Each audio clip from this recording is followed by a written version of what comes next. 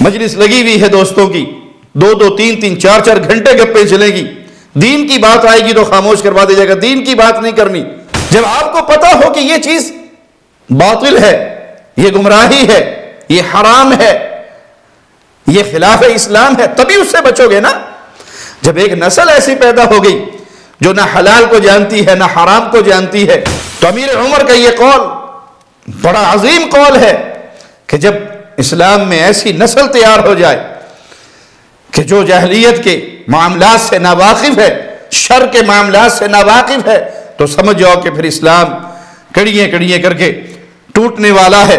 اور اکثریت کی حالت آپ دیکھ لیں، ماں باپ کا معاملہ آ جائے، آپ قرآن کی آیات پڑھتے رہیں، آپ رسول اللہ صلی اللہ علیہ وسلم کی احادیث سناتے رہیں، یہ آباء و اجداد یوں کرتے تھے۔ ہر لمحہ قرآن اور سنت کا ترجمان، فضیلت الشیخ توصیف الرحمن۔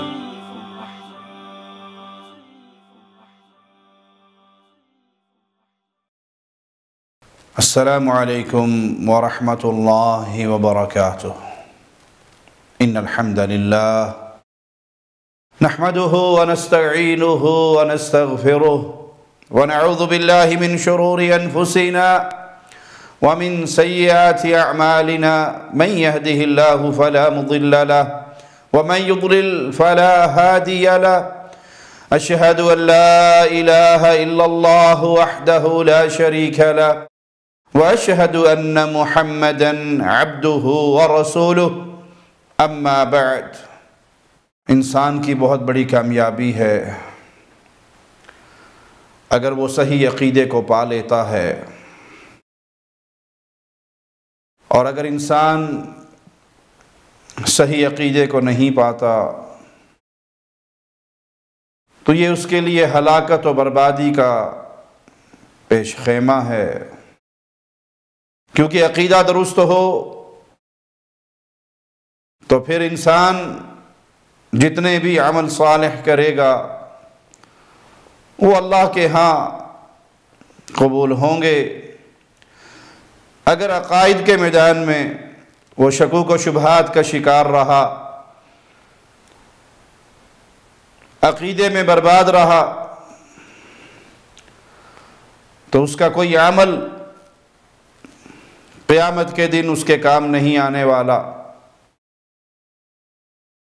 اس دنیا میں جس کا اپنے اللہ پر ایمان درست نہ ہو، اعتقاد درست نہ ہو، وہ راحت اور سکون کی زندگی نہیں پا سکتا۔ آپ دیکھتے ہیں اکثر لوگ خودکشی کر لیتے ہیں، پریشانیوں، غموں، دکھوں کا شکار ہو جاتے ہیں، تو نتیجہ خودکشی پہ نکلتا ہے، اپنے آپ کو ہلاک کر لیتے ہیں۔ اس کے پیچھے عقیدے کی بربادی ہے کہ وہ انسان جانتا نہیں کہ یہ مصائب، یہ پریشانیاں، یہ غم جو انسان پر آتے ہیں، یہ تقدیر کے فیصلے اللہ کی طرف سے ہوئے ہوئے۔ ہاں، اس پہ صبر کرنے پر اللہ کے ہاں بڑا اجر، صبر کرنے پر درجات کی بلندی۔ جس کا یہ عقیدہ درست ہو کہ وہ تقدیر پہ ایمان لا چکا ہو اور جانتا ہو کہ جو میرے لیے بھلائی ہے اللہ نے وہ لکھ دی ہے، جو آزمائش مجھے آ رہی ہے وہ بھی اللہ نے لکھ دی ہے، تو اپنی خوشی اور غمی دونوں حال میں وہ اللہ کا شکر بھی کرے گا، مصائب پر صبر بھی کرے گا، اور شاکر صابر دونوں ہی اللہ سے اجر پائیں گے۔ اگر معاشرے میں صحیح عقیدہ لوگوں کو نہ دیا جائے تو معاشرہ برباد ہو جاتا ہے۔ مادی وسائل انسان جتنے مرضی اختیار کر لے، حاصل کر لے، دنیا جہان کی نعمتوں کے انبار لگا لے، اس کا دل سلیم نہیں، اللہ کی ذات پر ایمان نہیں، یقین نہیں، بھروسہ نہیں، تو اس معاشرے میں کبھی سکون نہیں ہوگا۔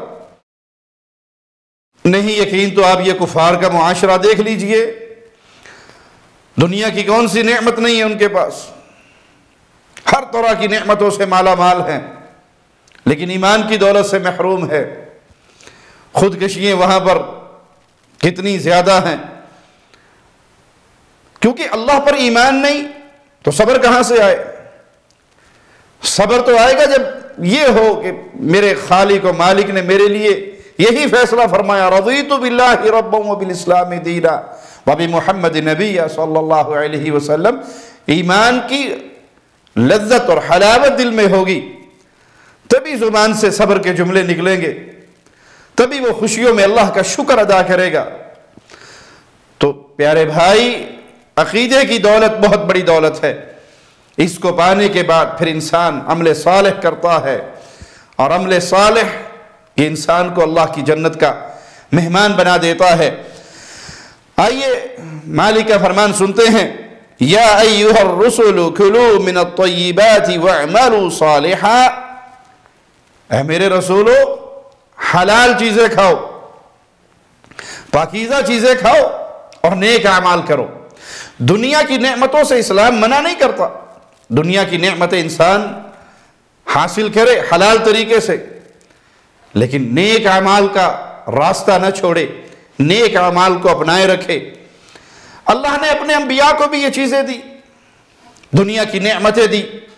آئیے مالک کا فرمان سنتے ہیں، وَلَقَدْ آتَيْنَا دَاؤُودَ مِنَّا فَضْلًا، اور ہم نے داؤد علیہ السلام پر اپنا فضل کیا۔ یا جبال اوبی معاہ والطیر وَأَلَنَّا لَهُ الْحَدِيدِ، داؤد علیہ السلام پر اللہ کا بڑا فضل ہوا۔ اے پہاڑوں ان کے ساتھ تسبیح پڑھو، اور پرندوں کو بھی اللہ نے یہی حکم دیا، اور ان کے لیے لوہا نرم کیا گیا۔ دنیا کی نعمتیں، دنیا کی آسائشیں، دنیا کے اندر رعب و دبدبہ، دنیا کے اندر بادشاہت، حکومت، قوت، طاقت، یہ اللہ نے اپنے انبیاء کو بھی دی، لیکن حکم کیا ہے ساتھ؟ ان اعمل صابغات وقدر فی السرد واعملوا صالحا انی بما تعملون بصیر، کہ تو پوری پوری زرہیں بنا اور جوڑوں میں اندازہ رکھ، تم سب نیک کام کیا کرو، یقین مانو میں تمہارے اعمال کو دیکھ رہا ہوں۔ دنیا کی نعمتیں ہیں، دنیا کی آسائشیں ہیں، لوہا نرم کر دیا گیا، پہاڑ بھی ساتھ تسبیح کر رہے ہیں، پرندے بھی ساتھ تسبیحات کر رہے ہیں، بڑی اعلی شان حکومت دی، اور حکم کیا دیا کہ اعمال نیک رکھنا۔ تو عقیدہ درست ہوگا تو اعمال نیک ہوں گے، عقیدے کی سلامتی ہوگی کہ اللہ ہمیں دیکھ رہا ہے، اللہ ہماری باتوں کو سن رہا ہے، اللہ نے ہمیں بلانا ہے، اللہ نے ہم سے حساب لینا ہے، آخرت کے دن ہم نے اللہ کے سامنے پیش ہونا ہے، اللہ پر ایمان ہے، اللہ کی محبت ہے، اللہ کا خوف ہے، قیامت کے دن کھڑے ہونے کا ڈر ہے۔ یہ تمام چیزیں اس یقین اور عقیدے کے ساتھ تعلق رکھتی ہیں۔ تو پھر رزلٹ کیا نکلے گا کہ انسان قدم قدم پر روکے گا، سوچے گا، حلال و حرام کی تمیز کرے گا، گناہ اور ثواب کی فکر کرے گا، کیوں ایک دن جواب دینا ہے۔ تو یہ اعمال صالح، اس کے پیچھے جو قوت چھپی ہوئی ہے وہ صحیح عقیدے کی ہے اور صحیح ایمان کی ہے۔ تو عقیدے کی قوت اور مادی وسائل کی قوت، یہ دونوں ایک جگہ پہ ہونا، اکٹھی ہونا اللہ کی بہت بڑی نعمت ہے۔ اور عقیدہ نہ ہو اور مادی وسائل ہو تو انسان انحراف کا شکار ہو جاتا ہے، جو آج ہمارے سامنے کفار کے معاشرے میں ہو رہا ہے۔ ہاں، جہاں یہ دنیا کی نعمتیں ہوں، مادی وسائل ہوں، قوتیں ہوں، اور ساتھ پھر اللہ پر ایمان ہو، مالک کے سامنے کھڑے ہونے کا ڈر ہو، تو یہ دونوں چیزیں جب مل جاتی ہیں تو انسان پھر بہت بڑی نعمتوں کو پا لیتا ہے کہ وہ اللہ سے ڈرتا بھی ہے، نیک اعمال بھی کرتا ہے، اور اپنے دل کے اندر اپنے مالک پر یقین بھی ہے، اپنے مالک کی محبت بھی جاگزی ہے، اس کا ڈر بھی موجود ہے، یہ یقین بھی ہے کہ جو کچھ میں کر رہا ہوں وہ میرے عملوں کو دیکھ رہا ہے۔ لیکن آج جب ہم اکثر مسلمانوں کے حالات پہ نظر دوڑاتے ہیں تو عقیدے کا انحراف بہت زیادہ ہے، بگاڑ بہت زیادہ ہے۔ آئیے کچھ ایسے اسباب ہم ذکر کریں جن کی وجہ سے معاشرے کے اندر صحیح عقیدہ لوگ اس کو سمجھتے نہیں ہیں، اس کو پہچانتے نہیں ہیں، اس کو جانتے نہیں ہیں، اور شکوک و شبہات اور گمراہیوں کے شکار ہو چکے ہیں۔ ان میں ایک بہت بڑا سبب صحیح عقیدے سے ناواقفیت ہے۔ صحیح عقیدے کے سیکھنے سکھانے سے گریز کرتے ہیں، دین کو سیکھنے سکھانے سے گریز کرتے ہیں۔ مجلس لگی ہوئی ہے دوستوں کی، 2 3 4 گھنٹے گپیں چلیں گی، دین کی بات آئے گی تو خاموش کروا دیا جائے گا، دین کی بات نہیں کرنی۔ یہاں اپنی اپنی دوستی اور دنیا کے معاملات ڈسکس کرو، لیکن دین، عقیدہ، ایمان نہیں، یہ ہر بندے کا الگ الگ ہے۔ تو نہ سیکھنے کا شوق ہے، نہ سکھانے کا شوق ہے، نہ واقف ہیں اس سے، نہ قرآن پڑھنے کا شوق ہے، نہ پڑھانے کا شوق ہے۔ پڑھیں گے بھی تو رمضان کا مہینہ آئے گا تو 3 ختم کر لیے، 4 ختم کر لیے، 5 ختم کر لیے، دوڑے لگی ہوئی ہیں فہم کے بغیر۔ قرآن کو جتنی بار پڑھو گے اجر و ثواب ہے، ایک حرف پہ 10 نیکیے ہیں۔ اور پیارے نبی صلی اللہ علیہ وسلم نے فرمایا کہ الف لام میم ایک حرف نہیں ہے، الف ایک حرف ہے، لام ایک حرف ہے، میم ایک حرف ہے، 30 نیکیے ہیں الف لام میم پہ۔ لیکن بھائی یہ نیکیے ہیں، آپ کی اور میری جہنم سے نجات اور جنت میں داخلے کی ساری بنیاد فہم قرآن پہ ہے۔ عقیدہ درست ہو جائے، قرآن کا فہم مل جائے، پھر آپ نیکیاں کریں، پڑھتے جائیں۔ لیکن اگر ایمان درست نہیں اور آپ 3 اور 4 اور 5 ختم کرتے رہیں ایک مہینے کے اندر، تو اس کا اجر و ثواب آپ کو نہیں ملنے والا، کیونکہ اساس خراب ہے۔ اور اساس ہے کہ آپ اللہ کے دین کو سیکھیے، عقیدے کو سیکھیں۔ جب انسان عقیدے سے ناواقف رہتا ہے تو کچھ عرصے بعد ایک ایسی نسل تیار ہو جاتی ہے جو اسلام کو جانتی نہیں، صحیح عقیدے کو جانتی نہیں، صحیح عقیدے کے مخالف جو فاسد عقائد ہیں ان کو پہچانتی نہیں۔ امیر المومنین امیر عمر رضی اللہ عنہ وارضاہ کا فرمان ہے، اسلام کی کڑیاں ایک ایک کر کے ٹوٹ جائیں گی جب ایسے لوگ پیدا ہو جائیں جو جاہلیت کی خرابیوں سے ناواقف ہوں، بد عقائد سے ناواقف ہوں۔ جب آپ کو پتا ہو کہ یہ چیز باطل ہے، یہ گمراہی ہے، یہ حرام ہے، یہ خلاف اسلام ہے، تبھی اس سے بچو گے نا۔ جب ایک نسل ایسی پیدا ہو گئی جو نہ حلال کو جانتی ہے، نہ حرام کو جانتی ہے، نہ جائز کو جانتی ہے، نہ ناجائز کو جانتی ہے، شر کیا ہے ان کو نہیں معلوم، خیر کیا ہے انہیں نہیں معلوم، علم ہی حاصل نہیں، واقفیت ہی نہیں، ان کے سامنے بڑی سے بڑی برائی ہو تو اس کے اندر بھی کوئی نہ کوئی ایسا پہلو نکالیں گے کہ جناب یہ تو بہت عظیم کام ہوا۔ تو جب ایسی نسل تیار ہو جائے جو شر کو نہیں پہچانتی، جاہلیت کے معاملات کو اس سے واقف ہی نہیں ہے، اس موقع پر اسلام کا ایک ایک کنڈا، ایک ایک کڑی جیسے ایک مالا ٹوٹتی ہے اور موتی پہ موتی گرتے ہیں اور بکھر جاتے ہیں، اسلام ایسے بکھر جائے گا۔ تو جہاں اسلام کو پہچاننا ضروری ہے وہاں باطل عقائد کو پہچاننا اور اس سے برات کرنا، ان سے بیزاری کا اظہار کرنا، یہ بہت ضروری عمل ہے۔ حذیفہ بن یمان رضی اللہ عنہ فرماتے تھے کہ لوگ آ کر رسول اللہ صلی اللہ علیہ وسلم سے خیر کے بارے میں سوال کرتے اور میں شر کے بارے میں سوال کرتا، کیوں؟ اس ڈر سے کہیں بے علمی اور ناواقفیت کی بنیاد پر میں اس شر میں داخل نہ ہو جاؤں، وہ شر مجھے نہ آ پکڑے۔ لوگ خیر کا سوال کرتے اور میں شر کا سوال کرتا تاکہ اس شر سے اپنے آپ کو بچا سکوں۔ تو امیر عمر کا یہ قول بڑا عظیم قول ہے کہ جب اسلام میں ایسی نسل تیار ہو جائے کہ جو جاہلیت کے معاملات سے ناواقف ہے، شر کے معاملات سے ناواقف ہے، تو سمجھ جاؤ کہ پھر اسلام کڑیاں کڑیاں کر کے ٹوٹنے والا ہے۔ اسی طرح عقیدے سے انحراف کا ایک اور سبب آباء و اجداد کی تقلید کے لیے تعصب، ان کے نقش قدم پر چلنے کے لیے تعصب۔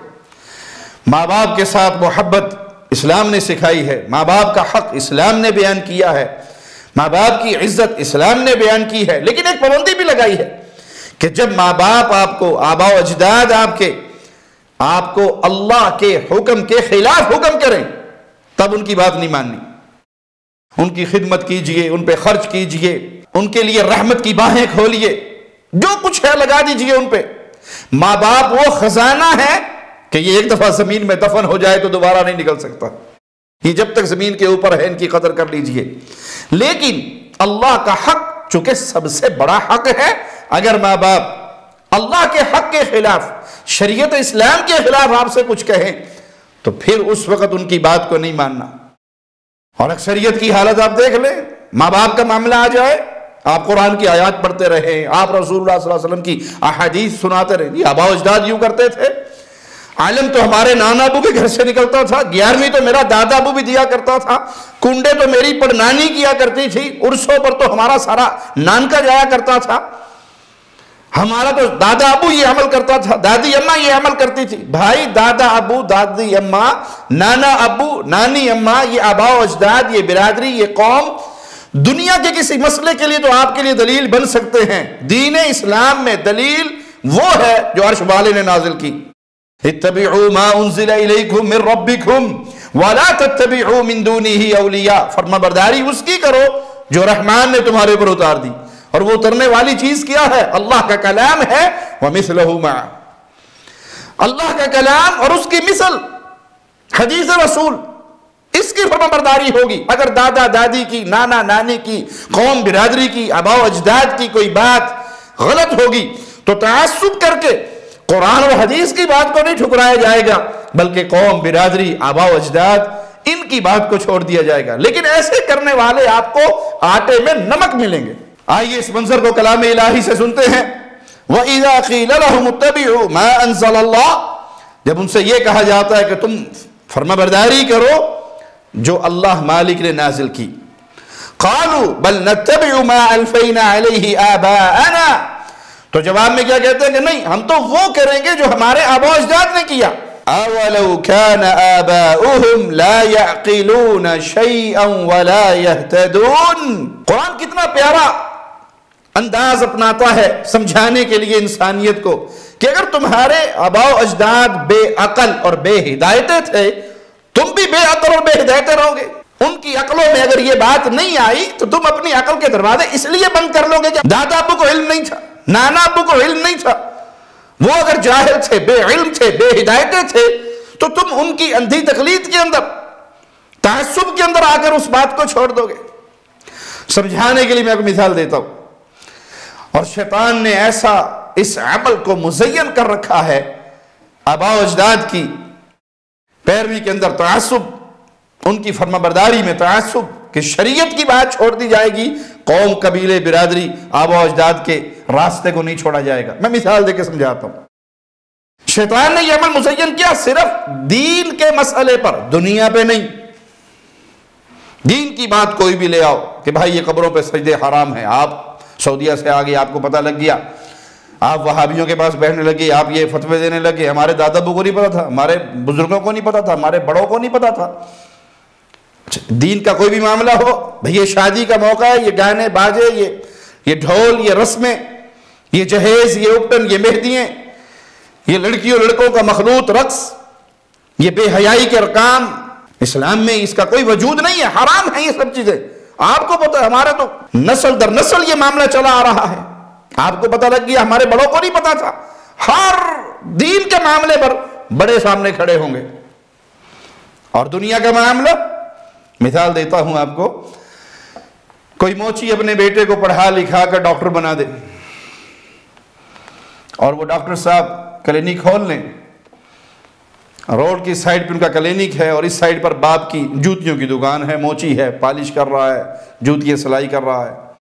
کیا دنیا کا کوئی شخص اس ڈاکٹر صاحب کو آ کر یہ تانا دے گا تیرا باپ موچی تھا، تو نے باپ کا راستہ چھوڑ دیا، تو ڈاکٹر بن گیا؟ تیرا باپ تو گدھا گاڑی چلایا کرتا تھا، تیرا باپ تو کمہار تھا، برتن بنایا کرتا تھا، تیرا باپ تو جلاحا تھا، وہ تو یہ کام کیا کرتا تھا۔ دنیا کے کسی مسئلے میں ماں باپ کا تانا کبھی کوئی نہیں دے گا، شیطان کو اس کی ضرورت نہیں ہے، اس لیے کوئی نہیں دیتا۔ اور اگر کوئی بے وقوف آگے دے بھی دے تو ڈاکٹر صاحب کیا کہیں گے کہ بھائی دادا ابو جان کے پاس پیسے نہیں تھے، میرے بابا کو پڑھا نہیں سکے، انہوں نے ان کو ہنر سکھا دیا، ہاتھ سے کمائی کا، وہ جوتیے کاٹنے لگ گئے، وہ برتن بنانے لگ گئے، وہ فلاں کام کرنے لگ گئے، وہ ویلڈر بن گئے۔ میرے بابا نے پیسے جوڑ کے مجھے اعلیٰ سے اعلیٰ تعلیم دلوائی، خود کچھ نہیں کھایا، خود کچھ نہیں پہنا، خود کمزوری اور غربت کے اندر زندگی گزاری، اور مجھے اس دنیا کے اندر اچھا مقام دلوانے کے لیے پڑھا لکھا دیا تو میں ڈاکٹر بن گیا۔ اس میں ایسی کون سی بات ہے؟ یہ ہے دنیا۔ دنیا میں کبھی ماں باپ دلیل نہیں بنیں گے، لیکن جہاں شریعت کا معاملہ ہو، جہاں عقیدے کا معاملہ ہو، جہاں قرآن کا معاملہ ہو، ہمارے بڑوں کو نہیں پتا تھا، تو عقیدے سے انحراف اور منہ موڑنے کا ایک سبب آباء و اجداد کے لیے تعصب اور ان کے نقشے قدم پہ چلتے رہنا۔ ایک اور سبب جو بہت بڑا سبب ہے انحراف کا صحیح عقیدے سے، وہ اندھی تقلید ہے۔ دلیل کا علم نہیں، لیکن چونکے چینکے چنانچے چونکے میں فلاں گروہ میں ہوں، میں نے فلاں پیر صاحب کا لڑ پکڑا ہوا ہے، میں نے فلاں حضرت کی بیعت کی ہوئی ہے، میں سلسلہ قادریہ، نقشبندیہ، چشتیہ، سور وردیہ بغیر وردیہ، نوریہ، رضویہ کے اندر داخل ہو گیا، میں نے ایک پیر صاحب کو پکڑ لیا، اب 2 رکعت نماز انہرا جو حال امام دا اوہی میرا، اللہ اکبر، مجھے ضرورت ہی نہیں ہے۔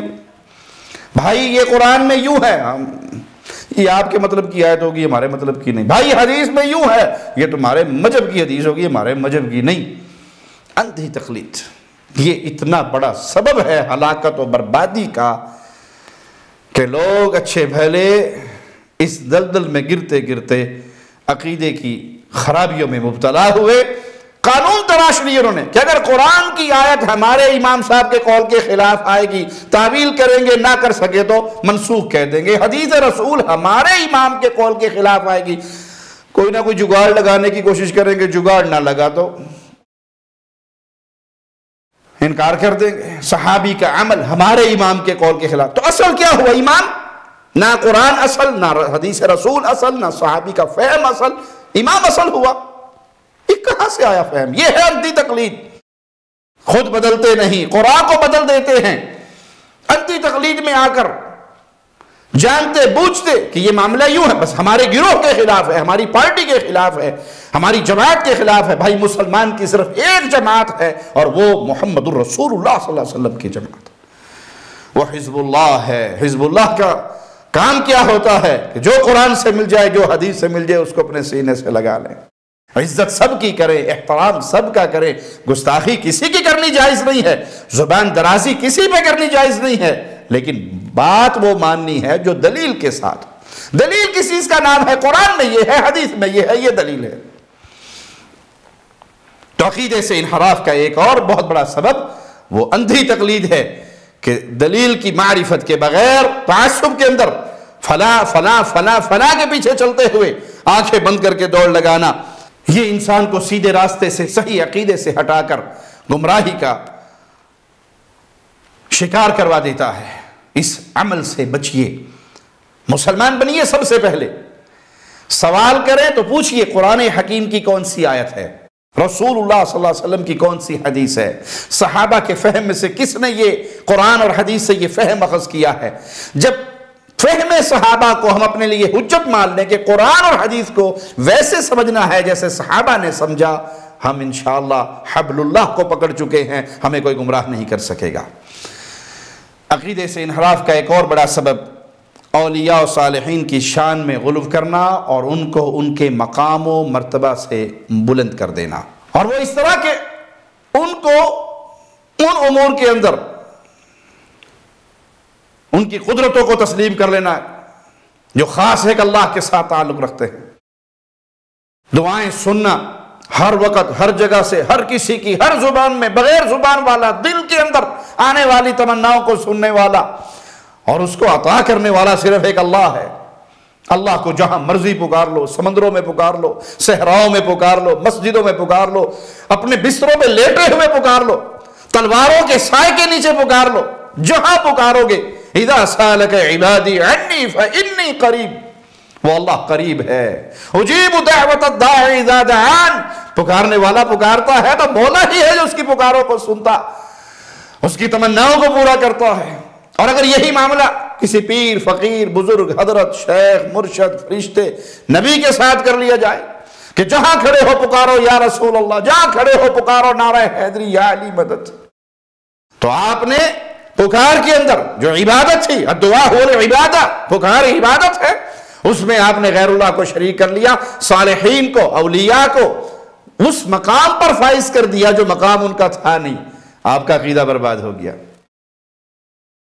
یا کچھ لوگوں نے یہ عقیدہ بنا لیا کہ اللہ کو سنانا ہو، اللہ سے کچھ منوانا ہو تو اللہ ڈائریکٹ سنتا ہی نہیں ہے. یہ ہمارے بابے ہیں، یہ ہمارے بزرگ ہیں، ساڑی انہاں دے اگے انہاں دی او دے اگے ڈائریکٹ نہیں سنتا، ہماری بات مانتا ہی نہیں ہے، ہماری اس تک بات پہنچتی نہیں ہے، نعوذ باللہ وہ سنتا ہی نہیں ہے. یہ پرلے درجے کی گمراہی ہے. کفار مکہ یہی تو کہا کرتے تھے ہؤلاء شفعاؤنا عند اللہ، یہ ہمارے سفارشی ہیں، یہ ہمیں اللہ سے لے کر دیتے ہیں، ہم ان کو سناتے ہیں، یہ اللہ کو سناتے ہیں. ما نعبدهم الا ليقربونا الى الله زلفى، ہم ان کی عبادت کیوں کرتے ہیں؟ یہ ہمیں اللہ کے قریب کر دیں گے.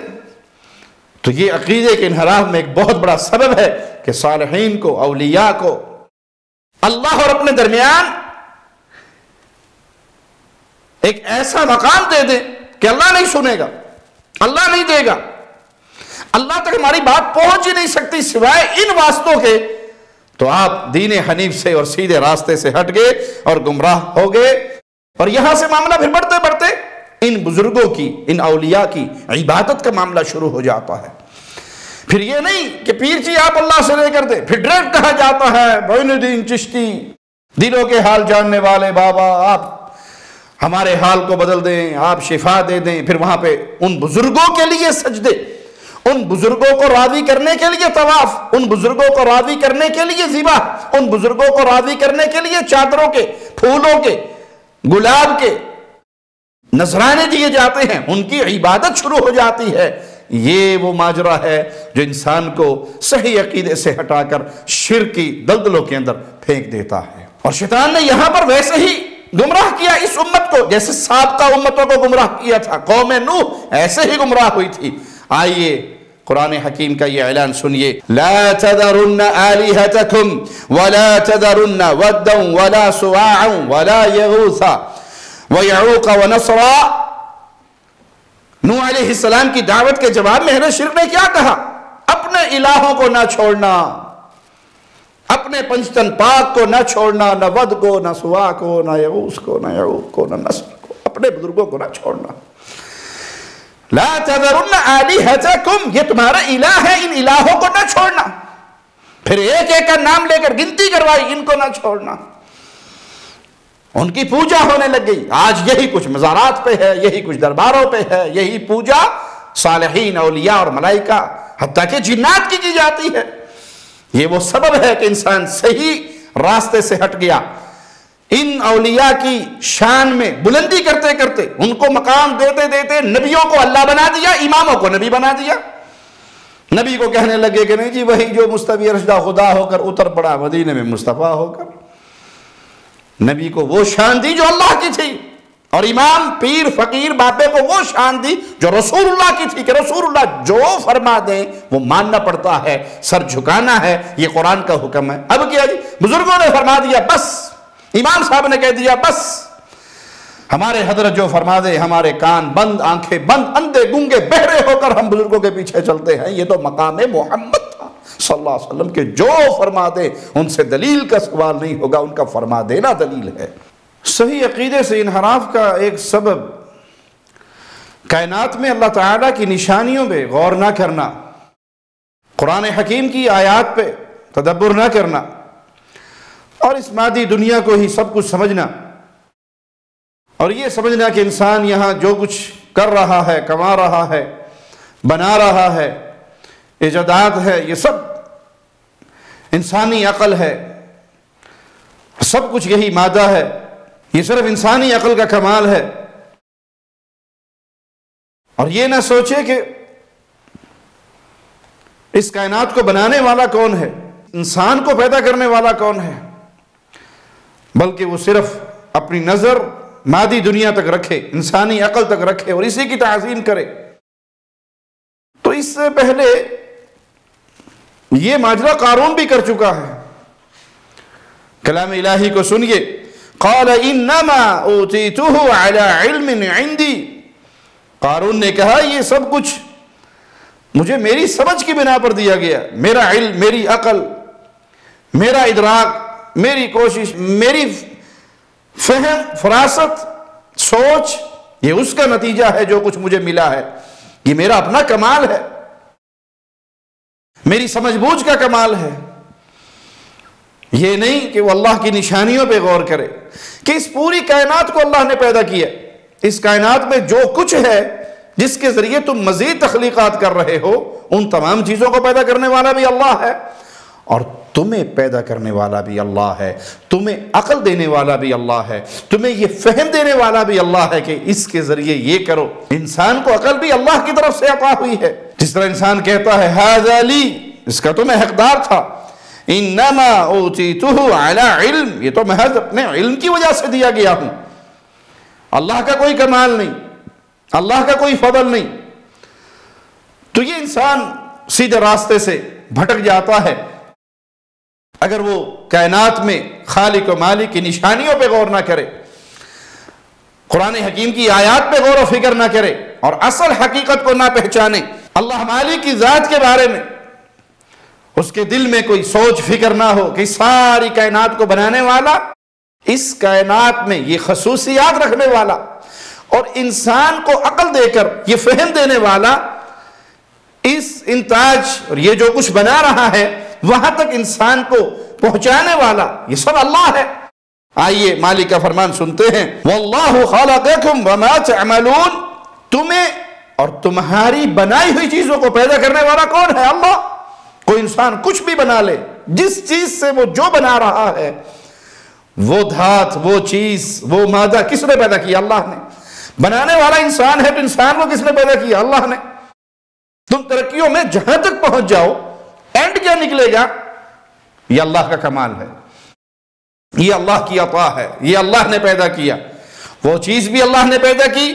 اس انجینئر کو، اس کاریگر کو، اس انسان کو، اس عقل مند کو بھی اللہ نے پیدا کیا. اس کی عقل اور اس کے فہم کے اندر یہ ادراک بھی اللہ نے رکھا، اس کو یہ سمجھ بوجھ بھی اللہ نے دی. تو جب انسان یوں اللہ مالک کی نشانیوں پہ غور کرتا ہے تو وہ سیدھے راستے پر رہتا ہے. اور جب وہ خالق و مالک کی ذات کو بھلا کر صرف دنیاوی اس مادہ پرستی کی دنیا کے اندر غرق ہو جائے اور ان چیزوں کو اپنا علم، اپنا کمال اور اپنا فہم و ادراک سمجھنے لگ جائے تو وہ حقیقت سے بھٹک جاتا ہے اور گمراہی کے راستے پہ چل پڑتا ہے. مولا کا فرمان سنیے. اولم ينظروا في ملكوت السماوات والارض وما خلق اللہ من شیء. کیا ان لوگوں نے غور نہیں کیا زمین و آسمان اور زمین کے عالم میں اور دوسری چیزوں میں جو اللہ نے پیدا کی؟ آسمانوں کو اللہ نے پیدا کیا، زمینوں کو اللہ نے پیدا کیا، اس کائنات کو اللہ نے پیدا کیا، کائنات میں جو چیزیں ہیں ان سب کو اللہ نے پیدا کیا. اللہ الذی خلق السماوات والارض. اللہ وہ ہے جس نے آسمانوں اور زمینوں کو پیدا کیا. وَأَنزَلَ مِنَ السَّمَاءِ مَاءً فَأَخْرَجَ بِهِ مِنَ الثَّمَرَاتِ رِزْقًا لَكُمْ.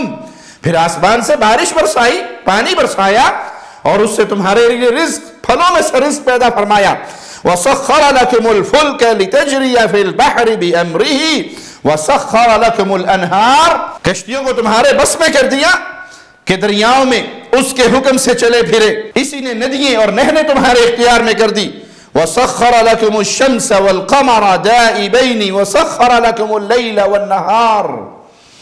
یہ ہے مالک، یہ ہے خالق جس نے یہ ساری چیزیں پیدا کی اور انسان کو یہ عقل دی، انسان کو یہ فہم دیا، انسان کو یہ شعور دیا. یہ چیزیں پیدا کرنے والا بھی اللہ، یہ عقل دینے والا بھی اللہ. وَسَخَّرَ لَكُمُ الشَّمْسَ وَالْقَمَرَ. جس نے چاند و سورج کو تمہارے لیے مسخر کر دیا کہ وہ برابر ہی چل رہے ہیں. وَسَخَّرَ لَكُمُ اللَّيْلَ وَالنَّهَارِ.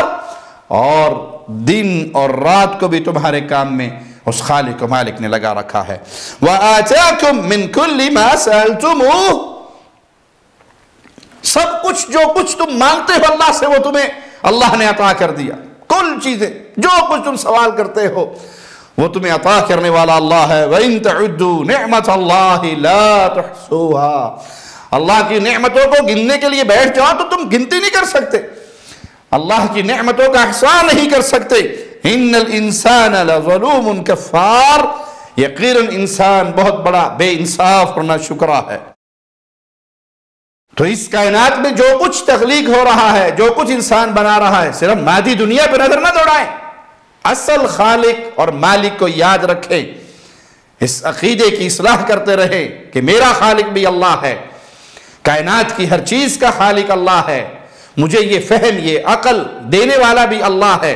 جب یہ سب کچھ اللہ نے کیا ہے, میرا رب اللہ ہے, میرا معبود برحق اللہ ہے, تو انسان صحیح عقیدے پہ قائم اور دائم رہے گا.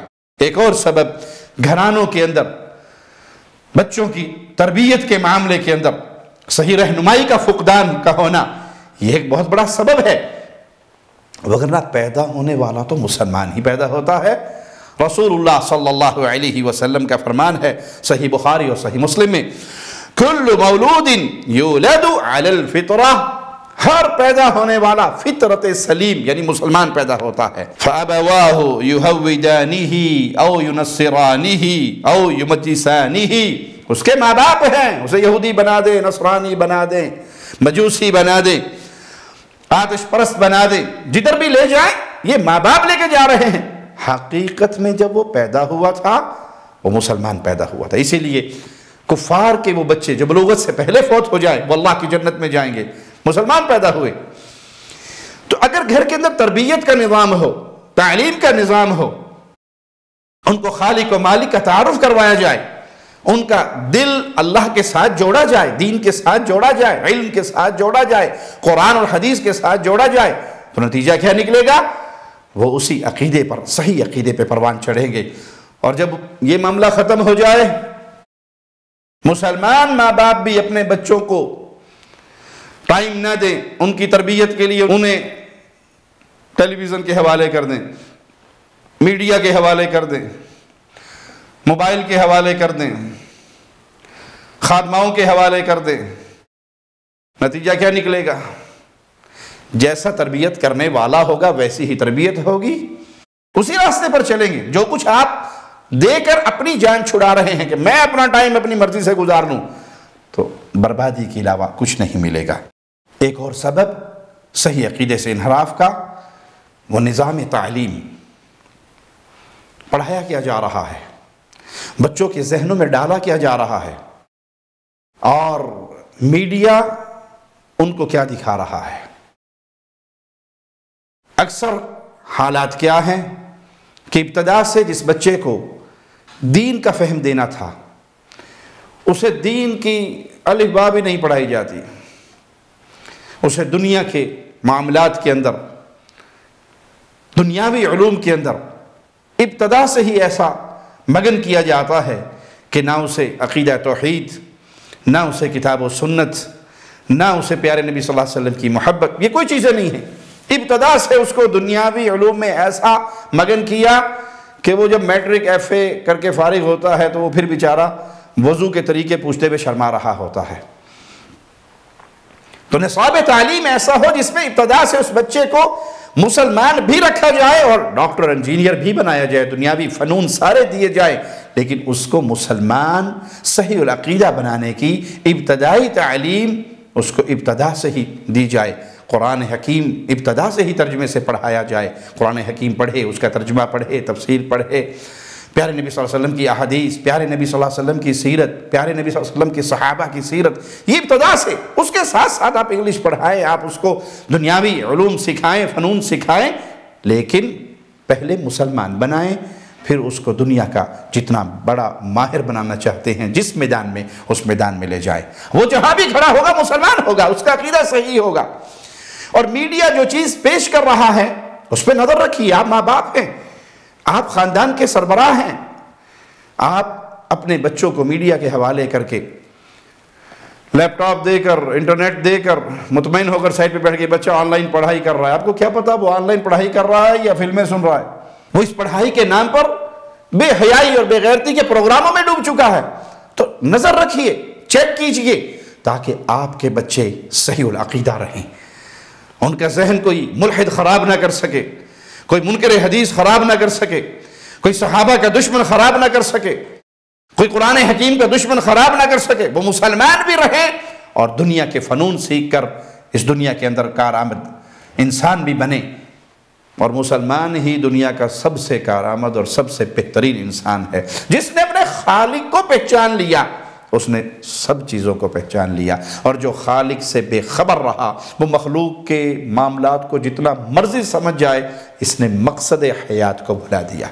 تو بربادی کا ایک سبب نصاب تعلیم جو دین اسلام سے دور کرنے والا ہو، جو الحاد کی طرف لے جانے والا، کفر کی طرف لے جانے والا، بے دینی کی طرف لے جانے والا، اور وہ میڈیا جو بجائے کتاب و سنت کا درس دینے کے، بجائے صحابہ کی سیرت سکھانے کے، وہ یہود و نصارہ کی سیرت، کفار کی سیرت، ہندوؤں کی سیرت وہ دکھائے، ان کے ڈرامے، ان کی فلمیں، ان کے مندروں میں عبادت، بتوں کو پکارنے کا طریقہ، بتوں کے سامنے سجدہ، مشکل میں غیر اللہ کی عبادت کے نعرے، تو بچہ کیا سمجھ رہا ہے؟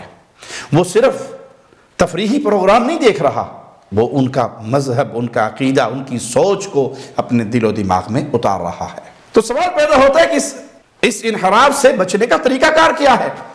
سب سے پہلا طریقہ یہ ہے کہ کتاب و سنت کی طرف لوٹیے، خاص طور پہ عقیدے کے مسائل میں۔ سلف صالحین اپنا عقیدہ صرف کتاب و سنت سے لیا کرتے تھے، قرآن اور حدیث اور کوئی چیز نہیں۔ عقیدہ ملے گا اصل، صاف ستھرا، خالص، نکھرا ہوا، اصلی حالت میں، تو وہاں سے جہاں سے ابو بکر، عمر، عثمان و علی نے لیا رضوان اللہ علیہم اجمعین، کہاں سے لیا؟ قرآن اور حدیث سے۔ قرآن کی کوئی بات غلط نہیں، صحیح حدیث کوئی غلط نہیں ہو سکتی، آپ کی عقل کا فطور تو ہو سکتا ہے، لیکن قرآن اور حدیث میں کسی صحیح حدیث اور قرآن حکیم کی آیت میں کوئی ٹکراؤ نہیں ہو سکتا۔ تو عقیدہ صحیح لینے کے لیے، انحرافات سے بچنے کے لیے کتاب و سنت کی طرف لوٹیے، کیونکہ ہمارے سلف صالحین، پیارے نبی صلی اللہ علیہ وسلم کے صحابہ، تابعین، تبع تابعین، یہ عقیدے کے سارے معاملات قرآن اور سنت سے ہی لیا کرتے تھے۔ اور یہاں یہ بات یاد رکھیے، اس معاشرے میں جو خرابیاں تھیں دھرتی پر، ویسی خرابیاں، اتنی بگاڑ والی صورتیں کہیں نظر نہیں آئیں گی آپ کو جو اس وقت تھی۔ ان کی اصلاح کیسے ہوئی؟ اسی کے ذریعے قیامت تک آنے والی انسانیت کی اصلاح ہوگی۔ آج کوئی سمجھے کہ آج دنیا کی اصلاح، لوگوں کی اصلاح، معاشرے کی اصلاح نئے طریقے سے کرتے ہیں، اس طریقے سے کرتے ہیں، بے وقوفوں کی دنیا کا رہنے والا ہے یہ شخص۔ جس طریقے سے محمد کریم صلی اللہ علیہ وسلم نے اور آپ کے پیارے صحابہ نے، صحابہ کے شاگردوں نے، تابعین نے معاشرے کی اصلاح کی، اسی طریقے سے قیامت تک آنے والے معاشروں کی اصلاح ہوگی۔ اور وہ کیا تھا؟ ان کو توحید کی دعوت دی، کتاب و سنت سے کے ساتھ جوڑا، قرآن اور حدیث کے ساتھ جوڑا۔ قیصر و کسریٰ اس وقت کی سپر پاورز صحابہ کے قدموں کے اندر گری، ان کے تاج صحابہ کے قدموں کی ٹھوکروں پر تھے، پوری دنیا پہ غالب آئے، اسلام کا جھنڈا لہرایا۔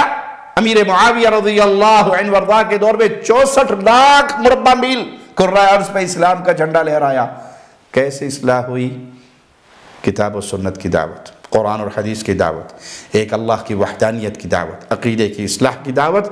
تو امت کی ابتدا کی اصلاح جیسے ہوئی، امت کے آخری گروہ کی بھی اصلاح ویسے ہی ہوگی۔ اس اصلاحی معاملات میں جب تک آپ شر کو کھول کر بیان نہیں کریں گے، گمراہ فرقوں کو کھول کر بیان نہیں کریں گے، یہ کتاب و سنت کے خلاف ہیں، یہ اللہ کی توحید کے خلاف ہے، جب تک ان کے عقائد بیان کر کے کتاب و سنت کے ذریعے اس کا رد نہیں کریں گے، عوام کو پتہ ہی نہیں لگے گا، اور وہ گمراہی کے راستے کا شکار ہوتے رہیں گے، اس راستے پر چلتے رہیں گے۔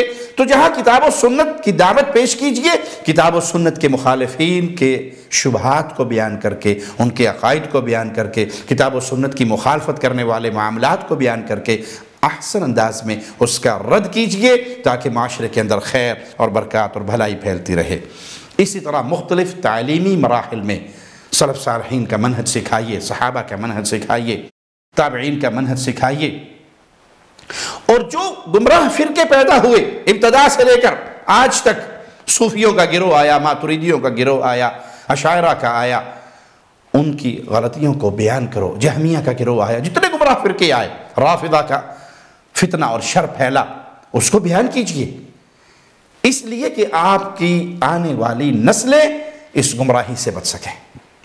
اور اگر آپ خاموش ہو جائیں کہ نہیں جی بس امت کو جوڑنا ہے، امت کو توڑنا نہیں ہے، بھائی امت تو بنا لو، امت تو بنے گی جب یہ سلف صالحین کے راستے پر اکٹھے ہوں گے۔ جب تک عقائد کے اندر سارے مسلمان صحابہ کے نقش قدم پر اور اس منہج پر اکٹھے نہیں ہوتے، امت کہاں بنے گی؟